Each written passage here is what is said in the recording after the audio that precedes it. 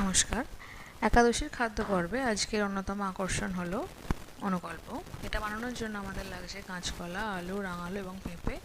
আর মশলার জন্য লাগবে কাঁচা বাদাম এবং আদা ও কাঁচা লঙ্কা, এগুলো আলাদা করে বেটে নেব।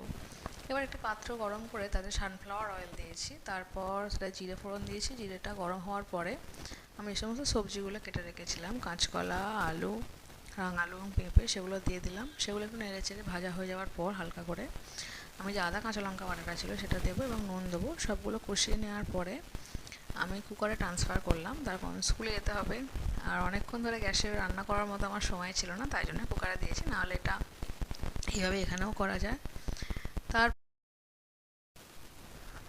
তারপর কুকারে সুসিদ্ধ হয়ে যাওয়ার পরে আমি আর একটা পাত্র নিলাম। আর একটা পাত্র নিয়ে সেখানে মশলাটা সমস্ত কিছু ঢেলে দিলাম, যে সমস্ত সবজিটা সিদ্ধ করেছিলাম। সবজিটা সিদ্ধ করার পর ওটাতে যে বাদামটা আমি আলাদা করে বেটে রেখেছি সেই বাদাম বাটাটা দেবো, এবং বাদাম বাটাটা দেওয়ার পরে বাটিটা ধুয়ে একটু জল দিয়ে দেবো, নাহলে বাদাম বাটাটা সবটা দেওয়া যাবে না, নষ্ট হবে। না হলে বাদাম বাটা জলটাও দিয়ে দিলাম, দিয়ে এবার ভালো করে একটু নেড়েচেড়ে ফুটিয়ে নেব।